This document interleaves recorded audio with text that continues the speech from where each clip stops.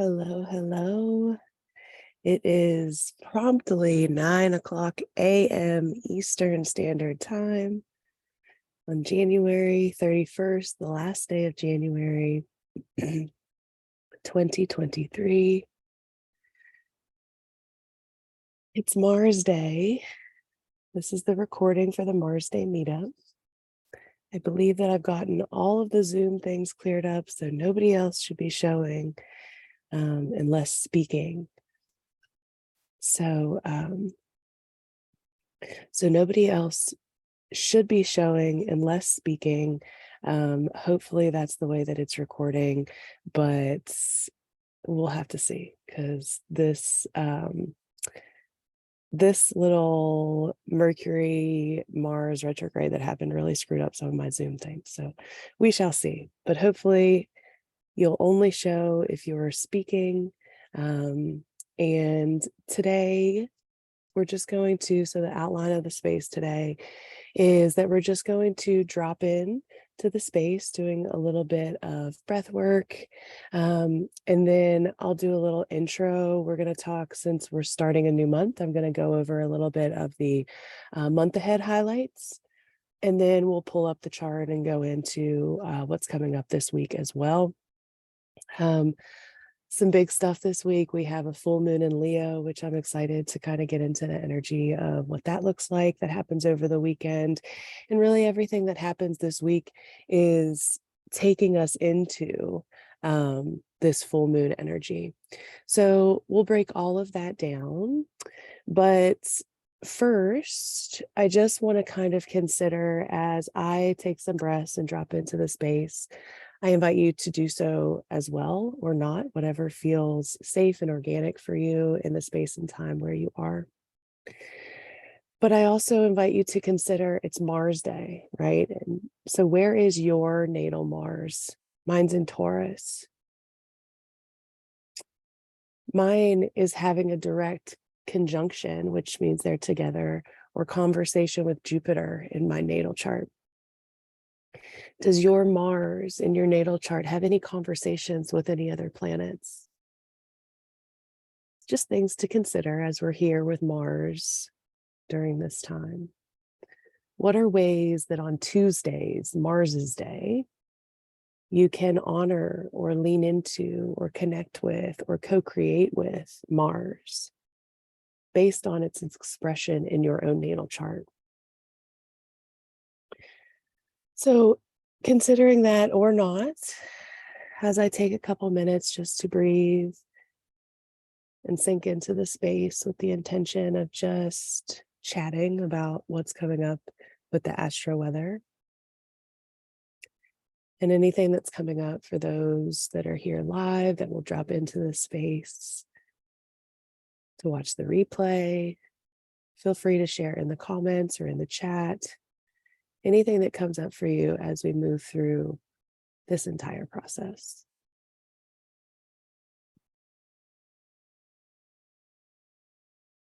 Okay, so here I am, eyes open now.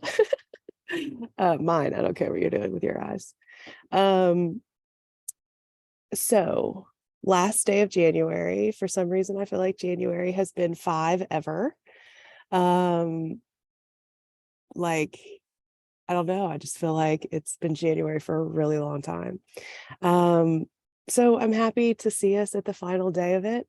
All planets are direct. All planets have moved. So Mars is now off of its 8-degree station degree that it was at for like a month.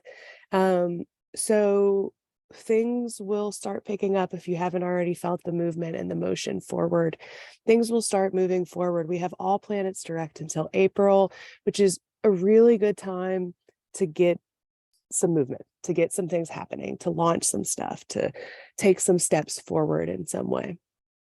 And that's all going to depend, obviously, on your own experience and your natal chart. But generally speaking, collectively, we're going to see some movement happening. So we start the week with the moon in Gemini.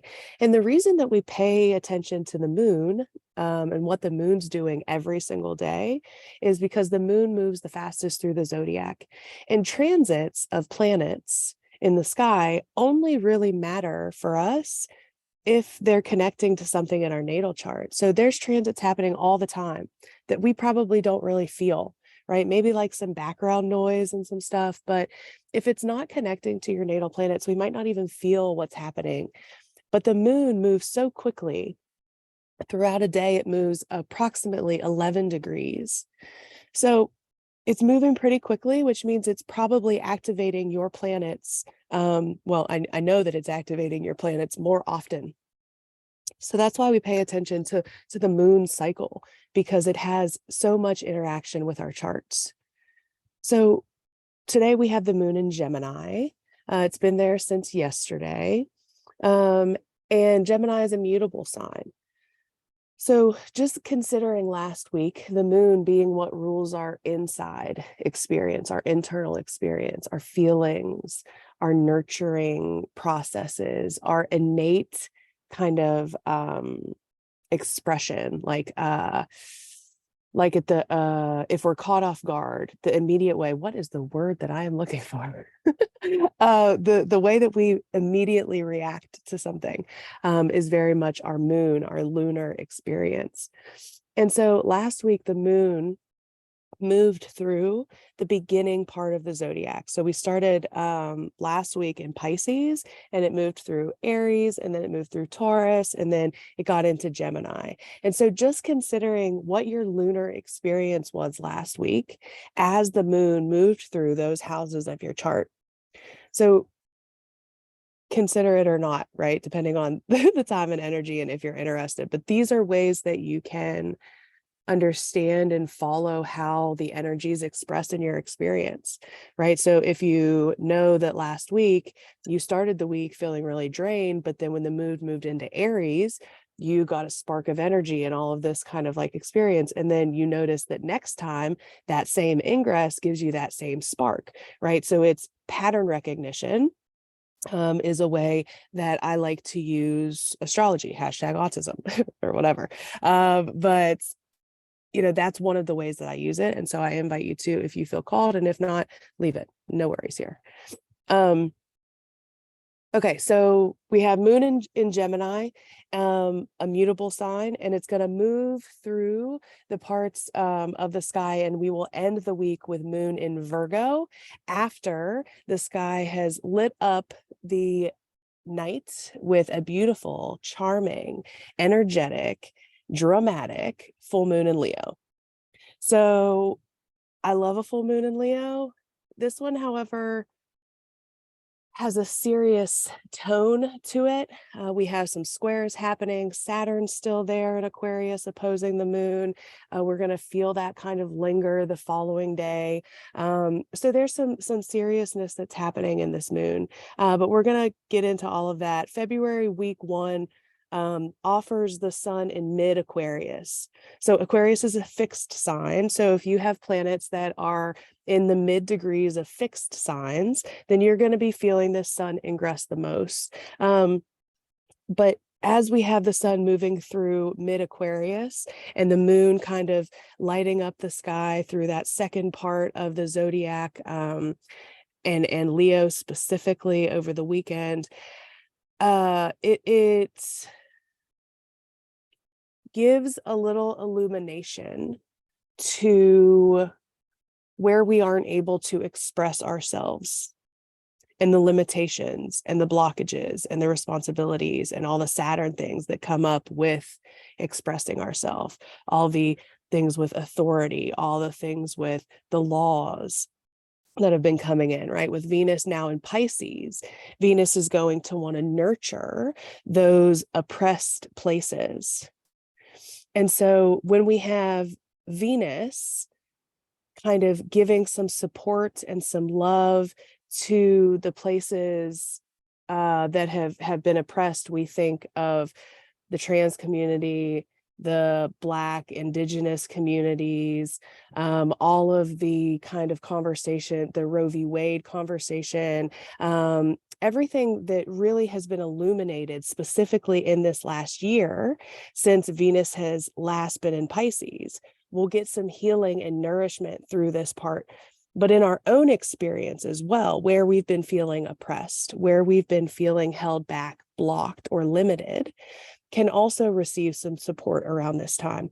And we're going to get into all of like the week ahead stuff as we move through.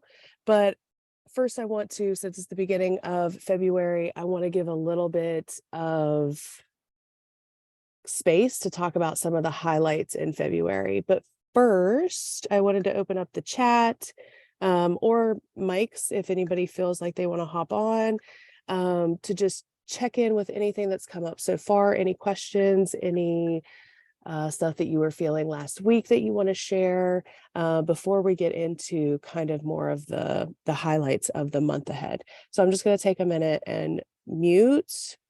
Feel free to check in if you feel like it, no pressure to. I'm going to take a drink and some breaths, and then I'll be back.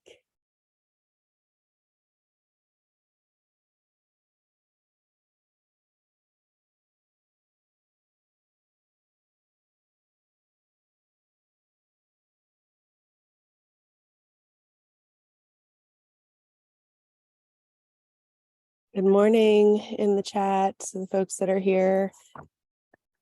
Good day, night, morning, whoever's watching this in the replay at whatever time. Okay, so I'm going to go ahead now and get into the February highlights. So I've talked a little bit already about this week hosting the full moon lunation that happens in Leo.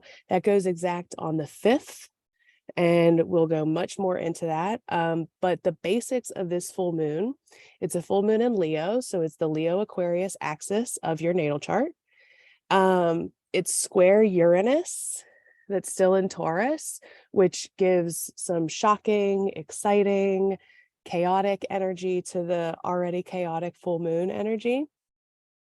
This is in fixed signs. So Leo, Aquarius, and Uranus in Taurus, all fixed signs.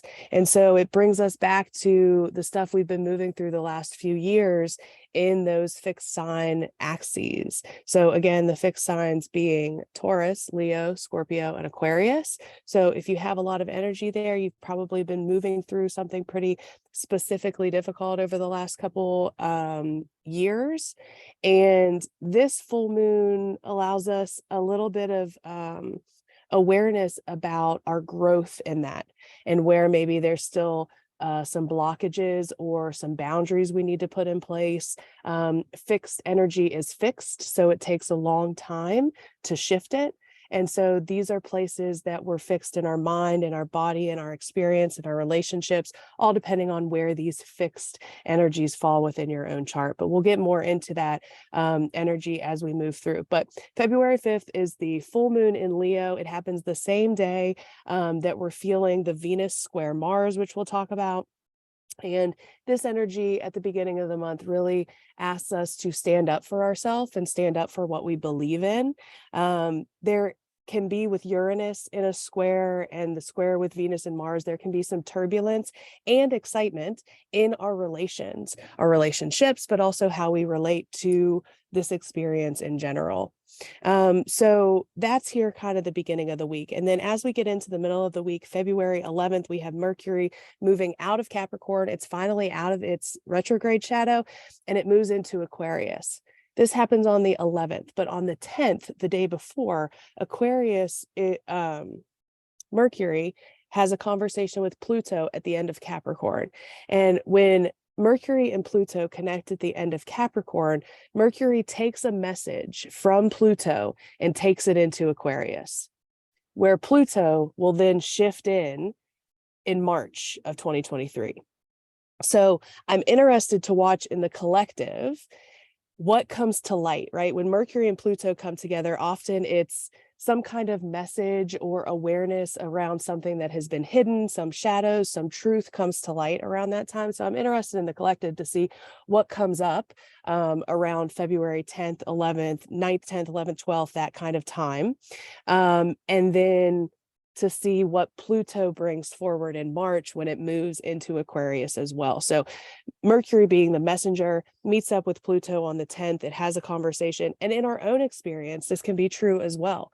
right? So Mercury brings us some kind of new awareness. It awakens us in a new way. We see the light in something. We see the truth in something. Or maybe our truth has been shared or something has come up. But there's something that comes about February 10th at the end of Capricorn, and then Mercury moves into Aquarius and kind of breathes air into whatever it is that whatever the message is that Pluto gave to Mercury the day before.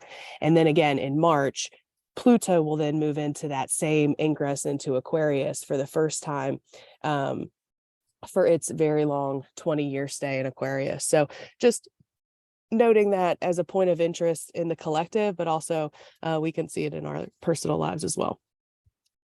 And then we get to mid-month and Venus has a conversation with Neptune and the sun has a conversation with Saturn before the sun moves into Pisces, which happens on the 18th, sun into Pisces. Yay, Pisces season. For me, I'm a little biased. It's my season.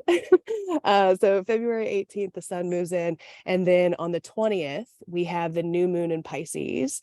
The new moon in Pisces on the 20th is what we'll have our moon gathering around this year or this month. And it's a really beautiful illumination to start a creative endeavor, to start any kind of new relationship stuff on that same day. So this is February 20th of the Pisces new moon. We have Venus moving into Aries. So it's coming out of Pisces and moving into Aries. So as it's been moving through Pisces, it's been doing all of this Venus and Pisces work. Going to be different based on where it is in your chart. But then we have that new moon to hold that Pisces energy while Venus gets to move into Aries and put some steps or energy or actual tangible, like take that next brave step to whatever these dreams were with Venus moving through Pisces. So that new moon is a really good time to launch, right? New moons are good, new beginnings, new adventures, manifestations, new seeds. So that cycle is really beautiful for any of that kind of like manifesting work, specifically around Pisces stuff. So compassion, creativity, collective kind of unity, any kind of spiritual work, any kind of divination, psychic work, so much that can fall within that. And then layering on what it's doing in your chart gives more specifics around what may be coming up around this new moon. But it is a really beautiful energy and we'll unfold it more as we move through the month. But again, that's February 20th, new moon in Pisces. And then at the end of the month, we have Mercury squaring Uranus and trining Mars. And this can show up a lot of different ways. And again, we'll kind of unwind it as we get through the month. But that's the basic outline of what we have coming up in February. The interesting thing about 2023 in general is if you've just gotten into astrology in the last few years, it was jam-packed. Like we had stuff happening every day, like big squares to outer planets, conjunctions, eclipses, all of this stuff. Like there was something going on all the time. But like this month is kind of a quiet astro month in comparison to what we've been feeling. That doesn't mean that there's not lingering things that are playing out and that the full moon and the new moon don't matter. It just means that we're coming from a time where we're used to having a lot of turbulence. And as we'll see in 2023, there are still pockets of that, but there's also pockets of quiet time.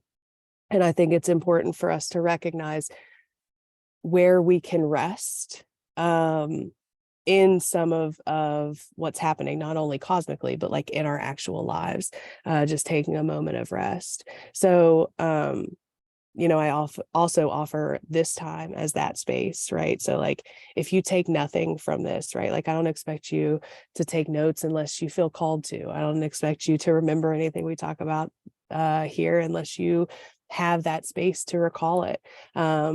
But really, this is just a time to be in a space and hopefully find some kind of resource, support, guidance, or just have a time chiseled out for you to not really have to be doing something, right? Other than listening if you want to. And if you don't, like, just tune me out. Just have me here. Don't listen and use that time to just like do your own thing. I'm cool with that. Use me for whatever for whatever you need this time and space for. My husband's using it to sleep in, which is not something that he usually gets to do. So yeah. All right. Blah, blah, blah, blah, blah. Let's get into the charts. I'm going to mute as I pull it up. So if you're here live, feel free to chime in, say anything that's come up for you, any questions you have, come off mic, type it in the chat. Don't do anything. I'll be back.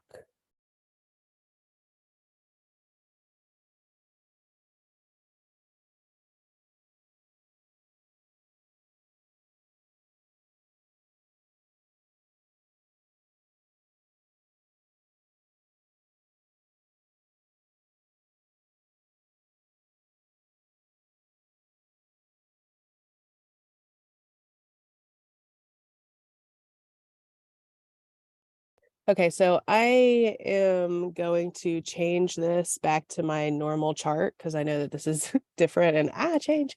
But I did want to leave it here for just a moment. If anybody is interested in deacons, then this is the chart. And if you want me to pull yours and send it to you with this information, let me know. If you don't know what that is, don't worry about it. It's not that big of a deal. Okay. So this is today's chart, January 31st, 2023. It is Mars Day. Yay. Yay, Mars. I don't know if I mentioned this last time, but Mars is going to be my Lord of the Year next year. So this is me leaning into and connecting and co-creating with Mars. So yeehaw. Okay, so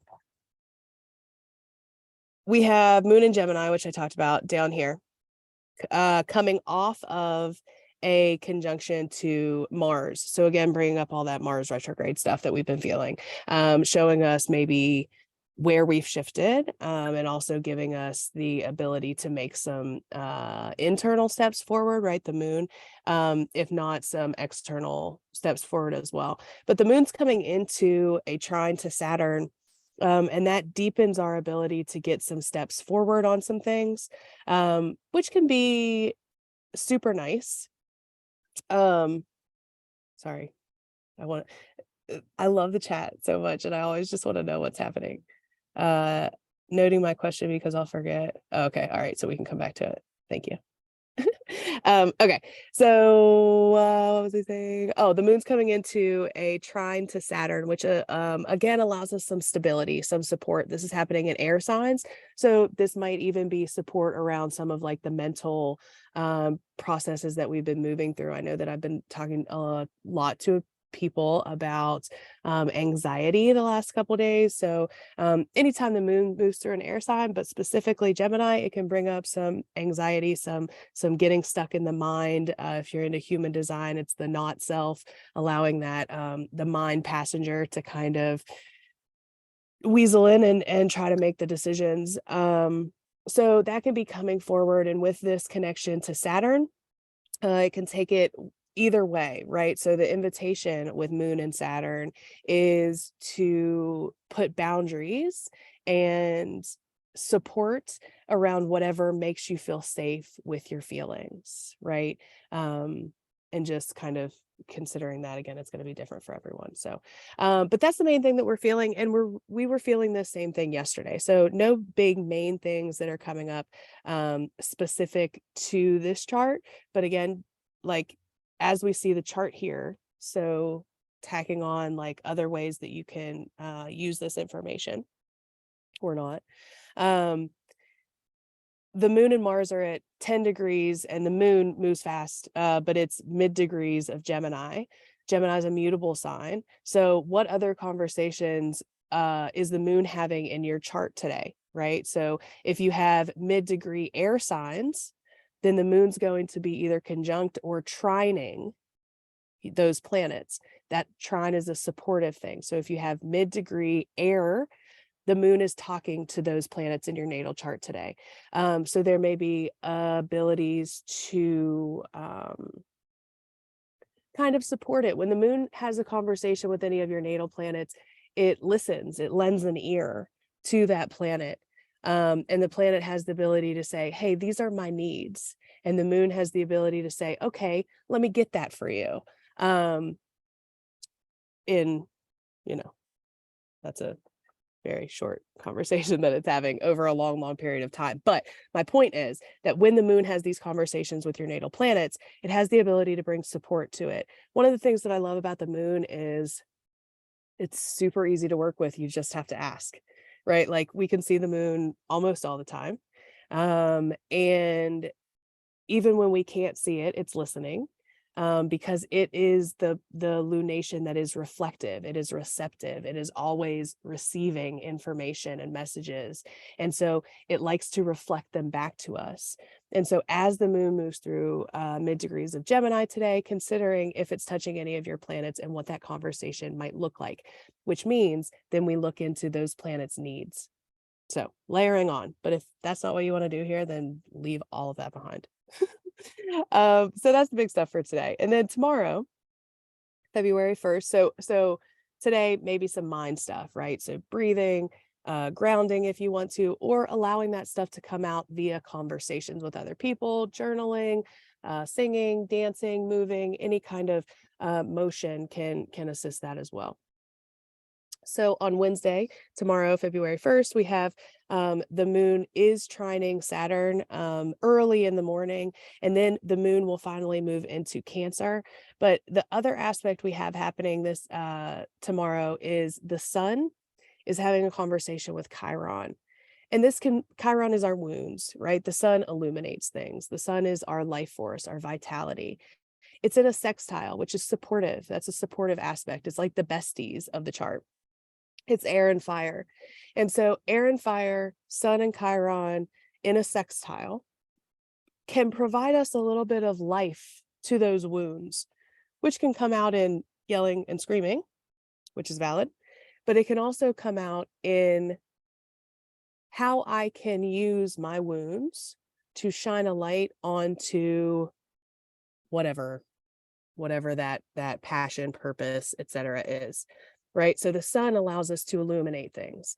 And when it's in a supportive conversation with Chiron, it illuminates our wounds in a way that can help us move through life and gain vitality. Right. Chiron can also drain us. Our wounds can drain our energy. But when there's supportive life force energy from the sun, it allows us to find ways to use those wounds to amp up our energy, or to properly use the energy that we do have access to.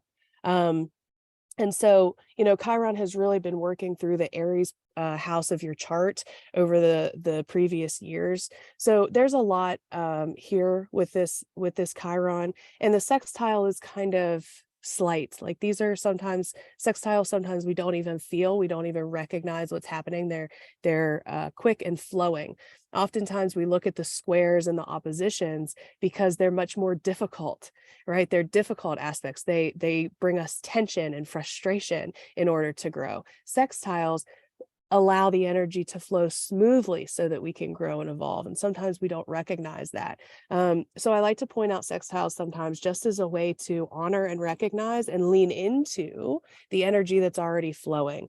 And so midweek, we're feeling it today, we'll feel it tomorrow, we'll feel it on Thursday. There's this ability for us to nourish our wounds with a little bit of life force energy. And then the following day, on Thursday, the 2nd, we have the moon in Cancer, and the moon in Cancer is pretty busy. Cancer is a cardinal sign. So as the moon moves through Cancer, it's going to be hitting hard aspects to any planets that you have in Aries, Cancer, Libra, or Capricorn. Those are our cardinal signs. And so as it moves through, it's going to hit early in the morning. It's going to hit a square to Jupiter here at the beginning of Aries, and then it's going to trine Venus. The trine to Venus is really what we're going to feel most of the day, and it's a beautiful aspect. Jupiter is a benefic planet. Venus is a benefic planet. So the morning of the 2nd, this morning on Thursday, there's the moon, which is a benefic in its own right, is besieged or between the two benefic planets. So this is really an opportunity. If there's something that you want to do, want to get, want to say, this can be a really good time to go for it, right? Like ask for the date, find your Valentine, figure out if you ever want a Valentine. Like these are feel like the moon and Venus and Jupiter. So it's all very internal into our experience, right? There's a lot of beauty and healing around this midweek, not only because Chiron's activated, but also because of these aspects that the moon is making on Thursday morning. This with after it hits its conversation, it's trine to Venus, it will then square Chiron again. So the moon will square Chiron later in that day on Thursday. So again, wounds, Chiron, and opportunity for healing. Both of them are true every time Chiron's activated. And because we have those benefics in the morning, that gives us the hope we need to overcome whatever may come later with that square to Chiron. And, maybe nothing comes later because transits are only important if they're activating something in your chart.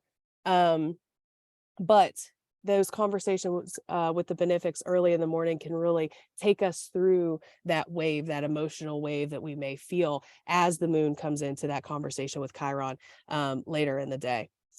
The other thing we have happening on this day is Venus here at 8 degrees of Pisces is sextiling the North Node in Taurus. This is beautiful again. So this is another really supportive energy that allows us, the North Node is our destiny, our purpose, the way that we're moving forward. And Venus is how we relate to things. I love this sextile for really allowing us to get more into alignment with our destiny in relation to this experience. So in relation to others, in relation to just Venus, relation, all relation, right? So with this sextile, at the same time that we're feeling the moon having those conversations with the benefic planets, again, really allowing us to get aligned with our I don't want to say purpose. Purpose isn't what I want to say. There's a lot of relationship stuff coming up this week. And I hate when Venus is like, oh, Venus is relationship, but it is. Venus holds relationship, and Venus is coming into a square to Mars, and Venus and Mars together are the cosmic lovers.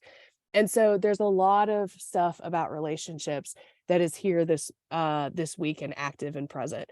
And so how you relate to other people is definitely part of this conversation. And I think this day, Thursday, the 2nd, before we get to this new moon over the weekend, really allows us a time to center into what we desire in relationship, what our desires are, what our needs are, and what our wants are, and how those all kind of come together.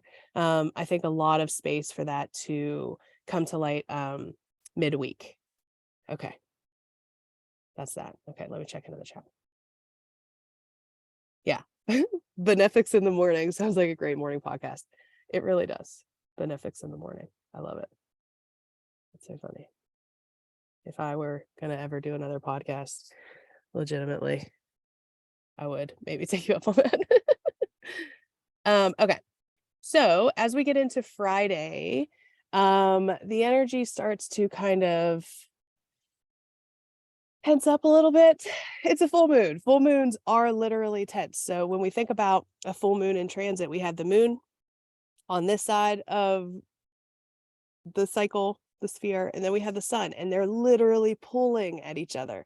They're pulling the energy, right? During a full moon, the moon is being pulled. It's tense, right? And so full moons bring tension generally. This one has the ability to be a little bit more tense for a couple of reasons that we're going to talk about because before we get to the full moon, we have some other stuff happening. So on Friday the 3rd, we have the moon hitting an opposition to Pluto at the end of Capricorn. So this is the first like big punch to Pluto that we felt in a little while. And it'll be the first one before we have Mercury having that conversation mid-month, which we talked about when we went through the February overview. So Pluto, again, is our shadows, our underworld, its intensity. So anytime the moon has this opposition or has a hard aspect to Pluto, it can bring up intense feelings. If you have a lot of Scorpio energy, these are your regular feelings. Like it's the rest of us that are like, oh shit, this is intense. So as we have this on Friday, that is the last thing that the moon does before it moves into Leo. It has that conversation with Pluto.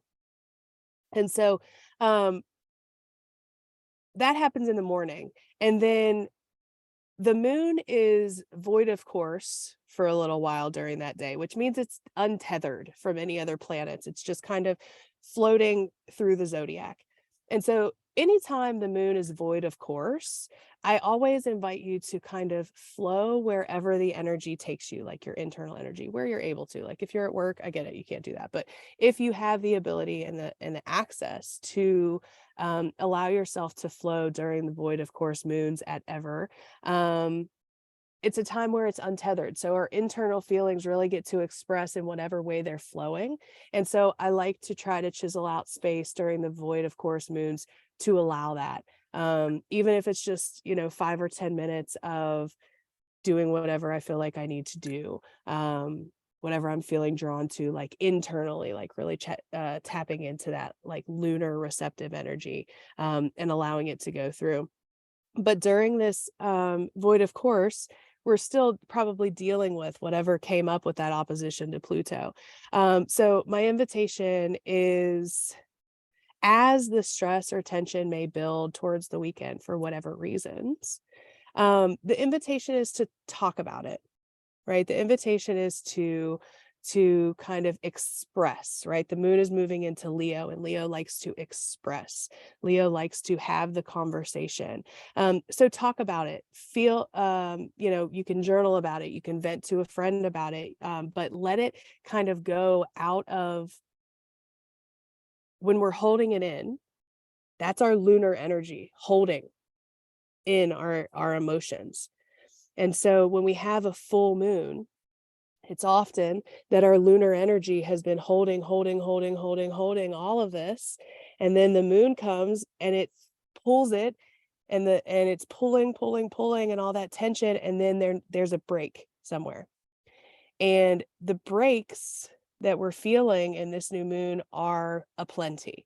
So we're going to go kind of over those. So after we get through this conversation with Pluto, then we have the following day on the 4th. This is Saturday, and this is when we really start to feel the full moon energy, because the moon moves into Leo on Saturday, and it starts to pick up on the moon and that full moon energy.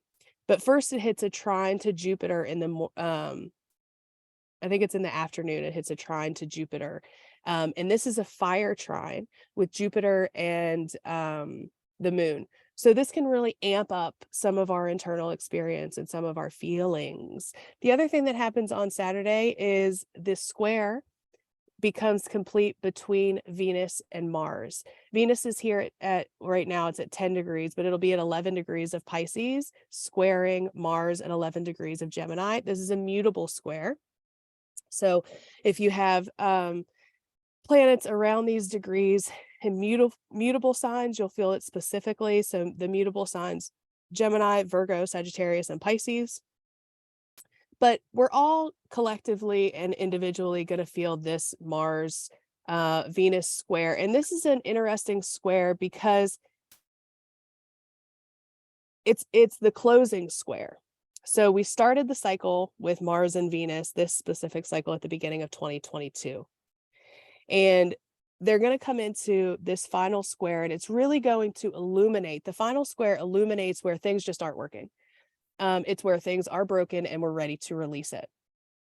Um, you know, and the final part of the cycle is why this square is so interesting, because this square happens and it really illuminates for us. It's the final square and that final part where we're releasing, right? It's showing us where things aren't working, where things are broken, etc. And Mars and Venus cover a multitude of things. So we talked about relations, but it's also the yin and yang energies inside of us, the masculine or feminine energies that each of us hold within us, the balance within those, how they express in our experience. This is toxic masculinity and toxic femininity cultures at a collision. This is the binary. This is power. This is oppression and suppression and all of these core human battles that we fight. So this isn't just relationship. This is a lot of energies that are coming into a collision. And this Mars and Venus are both inner planets. So this cycle happens pretty consistently. But the interesting part about this one is this final square happens. And then normally they would meet up in about 4 months for the final part of their cycle. But what happens is in 4 months, Venus goes retrograde. So they get into in June, they come into this conversation together in Leo, and they almost connect to close their square, to say, yep, I'm done with this cycle, wash my hands of it. But then Venus slows down to retrograde. And so Mars continues to go forward. So the point of me telling you this whole process is that whatever we're dealing with here, whatever we feel the tension around these Mars and Venus energies, Pisces and Gemini, mutable energies, whatever that tension, frustration, experience has been and will continue to be, is going to drag on a little bit. So it's important that we center into our why, our purpose, our needs and desires. So again, the conversation that happened earlier midweek, where Venus was having this conversation with the moon, and the moon was also talking to Jupiter and Chiron, that allowed us to kind of come into deeper alignment with our desires and our needs in relation, become really important to remember as we get into this very long, drawn out conversation with Venus and Mars over really the rest of the year, because the cycle never actually closes until February of 2024. So a cycle that is supposed to close in like June of 2023 gets really drawn out until the beginning of next year. This can look a lot of different ways in our experience, right? If we're Mars in this experience, in the Venus and Mars, and we're Mars and we're doing the action, then maybe it's great that we have a little bit of extra time to do the work, right? If we're Venus, maybe it's frustrating when Venus gets into Leo and gets so close to something, and then something happens and Venus has to backtrack. That's what happens during a retrograde, and that's going to happen in July, August of this year. Venus is going to retrograde in Leo. And so whatever comes up this week with Venus Mars things can give you an idea of some themes that you may be continuing to work on. I hope that makes sense and it isn't all doom and gloom. But there's a lot of tension in this moon this week. And the reason that I want to tell you that is so that you can prepare, so that you're aware that you might be really tired. You might be really frustrated. You might need to take a little bit of time out from family or your partner, or, whatever that looks like, just to kind of take some time out from the tension.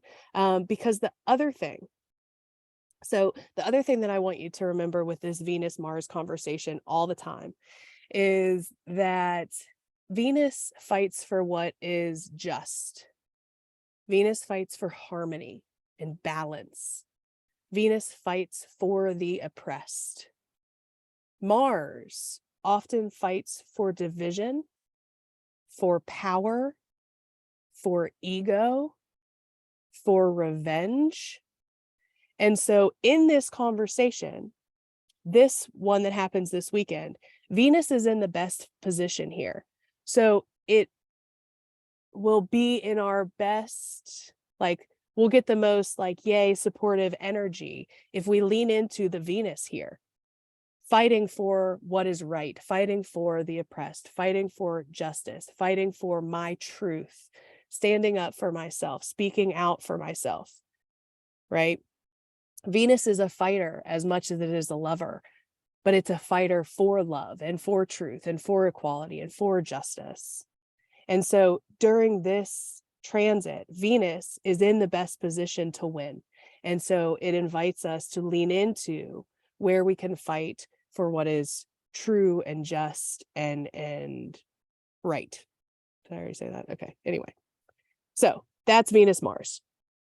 Then the other thing that we have during this full moon is we have Sun and Uranus. And that actually happens the following day on Sunday. We have the Sun coming into, or we have the Sun coming off of a square to Uranus. So Uranus is here at 15 degrees of Taurus. So you can see this big red triangle, right? This is what we call a T-square. It's when we have an opposition of something, and then we also have something squaring it. And that's a lot of frustration, a lot of tension. And so we have the tension of the moon and the sun opposing each other at 16 degrees of Leo and Aquarius. And then we also have Uranus here pulling that tension to stretch it a little bit further, right? And so again, bringing up some tension around our liberation. Uranus is what fights for our liberation, what fights for our right to express and to be authentic and to innovate and to think out of the box and to Uranus is like, in the queer community, a lot of people look to Uranus as like the queer god, right? Because Uranus really fights for the liberation of all.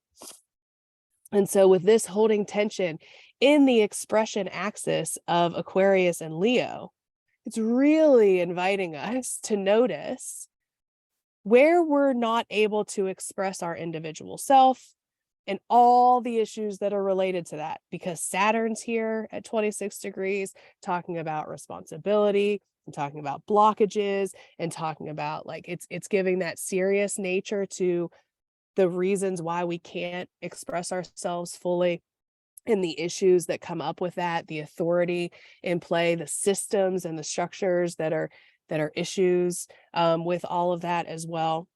And we're going to feel this as we have the full moon, but we're going to continue to feel it over the following weeks because the sun will then come into a deeper conversation with Saturn as we move through February. So what comes up during this weekend collectively, we will see continue to play out and have conversations with, but also in our own experience, in our own life. There is a lot of tension in this weekend's astro weather. So my invitation is to give yourself grace where you can and give others grace and compassion where you're able. Don't be too hard on yourself if you lose your cool for a moment.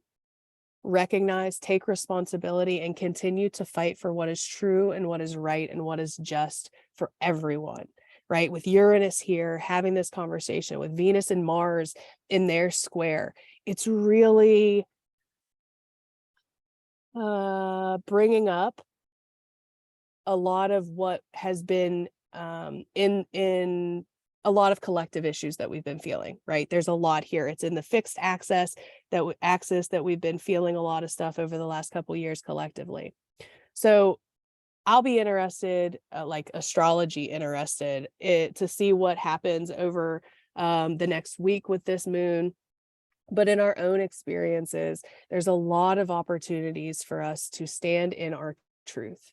There's a lot of opportunities for us to say, you know what, I am not going to accept being treated this way, or I am not going to accept not being accepted in this space, or I am not going to accept watching these people be othered, right? So there's a lot of opportunity over this week to take a courageous step, right? Jupiter is in Aries with Chiron in Aries. This is bravery and courage around our pain, around our wounds. You know, Chiron and Aries, this whole transit of Chiron moving through Aries collectively, I think is really bringing up an important point around where we are connected and where we are individuals. And I think it's also bringing up a lot around the wounding of masculine energy. And that is a broad statement that don't have enough time to go into all the nuance of, but there's a lot that falls into that. And it's not just men, it's not just cis men, it's not, you know, it's masculine energy generally. So I'm not talking about people, I'm talking about the energy of aggression, assertion, war, individualism. I think there's a lot of work that we're doing collectively around all of that Aries energy and the wounds that we carry from generations of trauma based in that Aries energy. Okay. That was a place that I didn't plan to go to. So anyway, Leo full moon might be a little tense. Invitation, be you, where it's safe. And where it's not safe, how can we recognize that it's not safe and get you to a place where it's safer for you to be your true self? If none of that feels accessible for you, I am available this weekend, so we can chat. You know, there's a lot that comes up with squares in general. With Chiron as activated as it is, there's a lot of wounds and a lot of pain that can be felt. More triggers that may come out in the collective, things that may happen that we need to move through in our own experience, right? Things happen in the collective and then they trigger a lot of our own stuff. And so maybe there hasn't been space to move through some of what's been happening over the last month, over the last couple weeks, over the last week, days. And so it's been holding, and this full moon might give that breaking point of tension to finally feel through what has been building. And maybe not, you know, if this isn't touching any of your chart stuff, you may breeze through the weekend. So that's why it's important when you hear astrologers talk about stuff, it's not a one-off. You know, like we can talk about the collective energies and we can talk about the energies that are present with the planets and the signs, but it's not ever going to be, this is the exact way it's going to be for every single person. It always depends on your chart and your experience and your awareness of where you are within these patterns. So a lot that can come up, and then we're going to feel that, right? So Monday, we're going to feel the full moon hangover. We have the sun coming into its opposition with Saturn. So maybe a little bit more serious around the structures or the plans we have to put in place to get ourselves to a place where we can find nurture and support. And then also on Monday, we have a more supportive energy. We have the Mercury in a sextile to Neptune. Mercury and Neptune's very creative. It's also dreamy. This allows us, the ability to find a little bit of hope in moving forward, a little bit of collective compassion, if you will. And then the moon finally moves into Virgo. So this week we have, again, the moon starting in Gemini, illuminating the sky all the way through to Virgo with that big full moon in Leo. So checking in your chart what houses are going to be affected by the moon this week. And then, yeah, so maybe some hard truths come up this week for you to navigate, to deal with, maybe some limitations, some blockages. And so recognizing how we can off-put some of that with our own boundaries. What boundaries need reinforced or re-examined, right? Maybe there's boundaries we put in place that need to be looked at again. Where can we pick up or put down some responsibility that either isn't ours or we haven't yet been able to pick up, and maybe we're able to pick up some of that. Maybe some relationship stuff that you're moving through. So again, all kinds of different things that can come up with this. So, but it's heavy. It's a heavy weekend astrologically. which again, just the invitation to move through it with grace where you can. And really leaning into your center, your truth, and getting to a place like if you're not in a place where you can express what's the next step to get you there, right? To the place where you're able to express yourself. Or if you are able to express yourself, then how can you help allow other people that may not have those same privileges or experiences be able to step into their authentic truth in a new way? So a lot of that stuff being illuminated today, this week, sorry. Okay. I don't know how I always talk for an hour. Yes, I do. Because when I talk about astrology, I just ramble, ramble, ramble. Okay, so anything, questions, comments, concerns, anything that came up for anybody here live, feel free to come off mic or into the chat. I know there is a couple questions that I received before this that I'm going to hop into after this, and then one in the chat. But I'm going to pause, take a sip, leave space for anybody to hop on if they have comments on mic or in the chat. And then we'll be back to do a little wrap up and questions.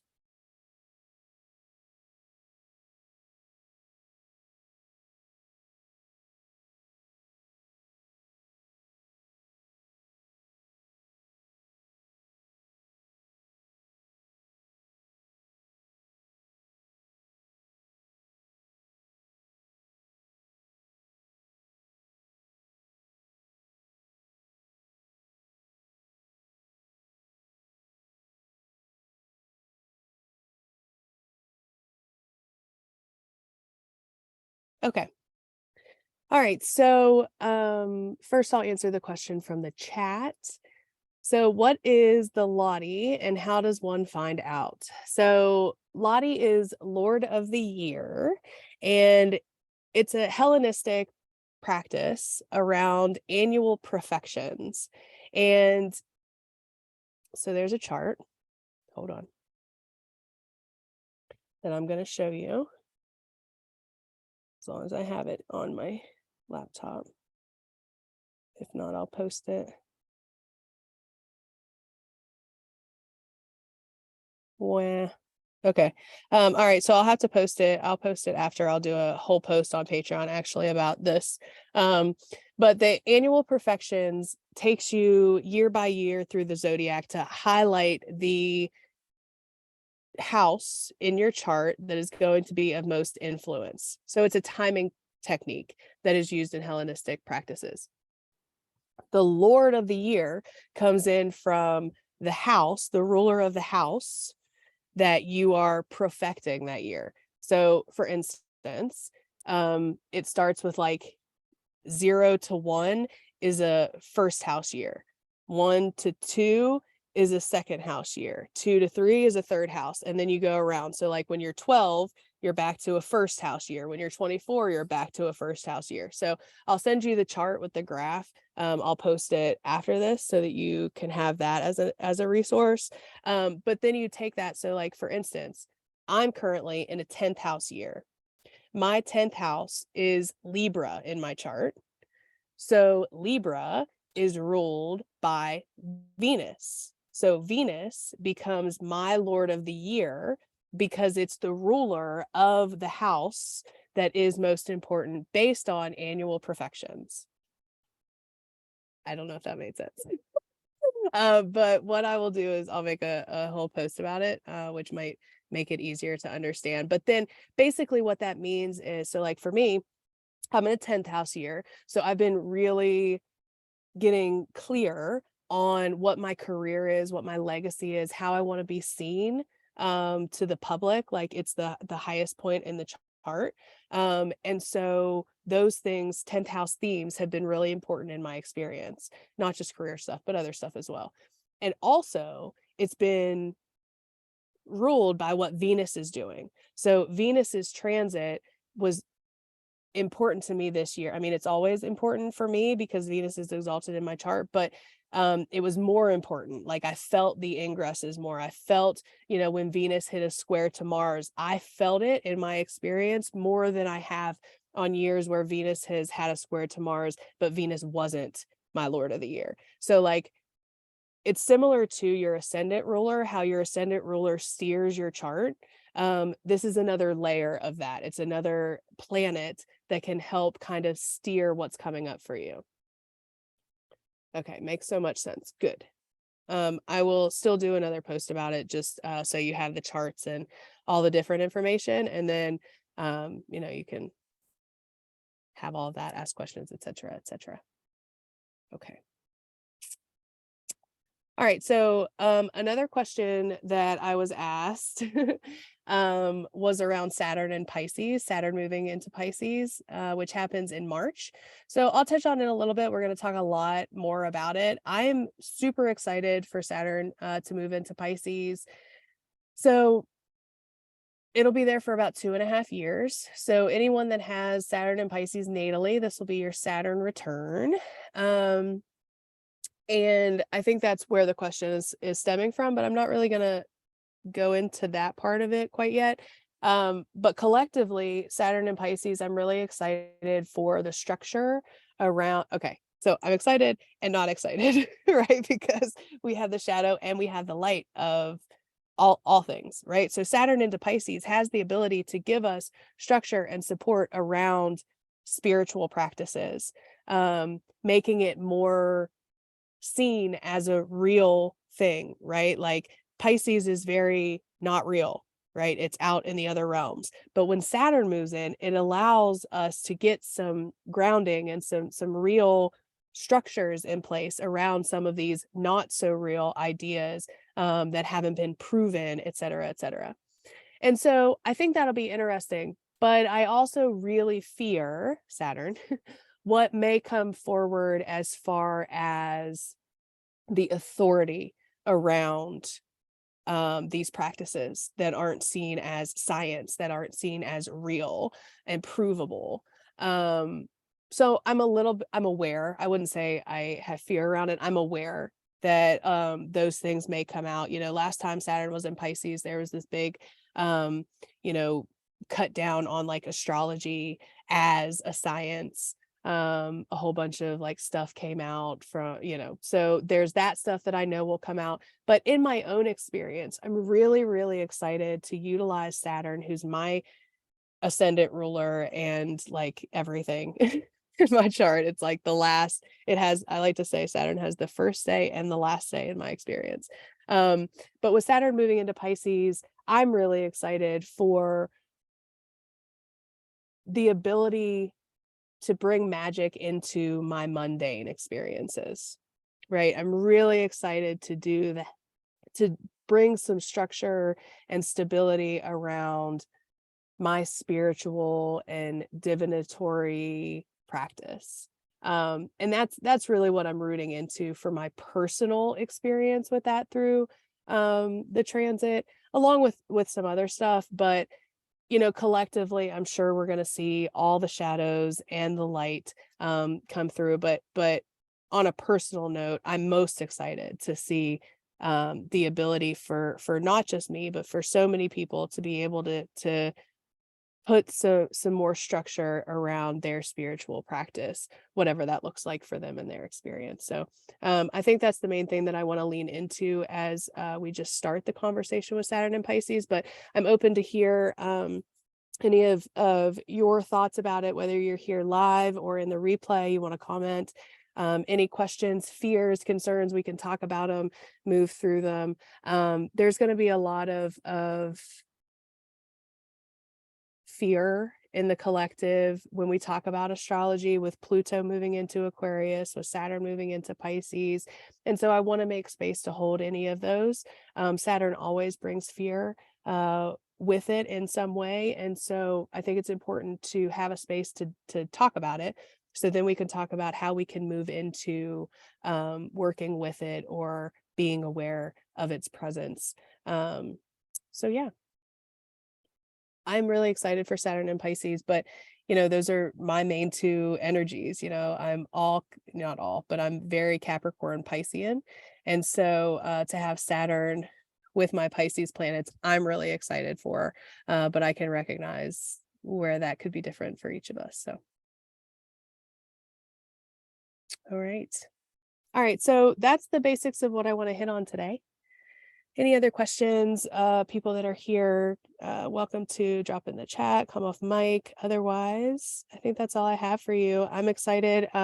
Look this week for the poll for the moon gathering that will be centered around the new moon in Pisces that happens, I think, on the 20th of February. Okay. All right. Well, I appreciate anyone that was here live. Thank you so much to anyone that watched on the replay. I appreciate your energy. I'm going to hop off here for a little while, check in with Curtis and Bera and see what we have going on. And then I'll be available here throughout the day. If anybody wants to come on one-on-one, check in, chat. I am going to pull one real quick, Trust Your Vibes card just for the week ahead. It's going to be quick, so I'm not going to give any kind of guidance. This is what I'm going to leave you with. I'm going to throw it onto the screen, leave it there for a second, and then I'm going to pop out of here. So this is for all of my Patreon folks, the people that will be watching it on replay, the people that are here live, just a little bit of guidance to navigate the week. Something that we can do to come into our alignment in new ways with Venus, having a conversation with the North Node. We're having a full moon in Leo, the sign of individuality and expression axis. Uranus is squaring it, wanting us to liberate and be our truest, most authentic selves, to innovate the world and move our evolution forward.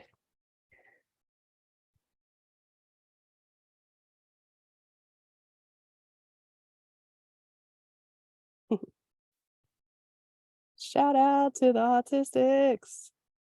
Okay, this card says be flexible. Honoring any resistance that comes up, any resonance that comes up. Interesting that the moon again is beginning this week and ending this week in mutable signs. Mutable signs encourage adaptivity, flexibility, movement, motion, change, swiftness. Flexibility can be flexibility in the mind. This full moon is in the axis of fixed Aquarius air and fixed fire Leo, inviting us to recognize where things aren't working. Where are we holding on to things that are being asked to let go? Feel free to share in the comments anything that comes up for you around this card. Journal about it, sit with it, consider it, or leave it here. Thank you so much for being here. I appreciate you.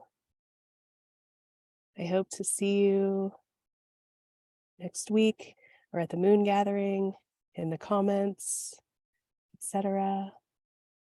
We'll chat soon.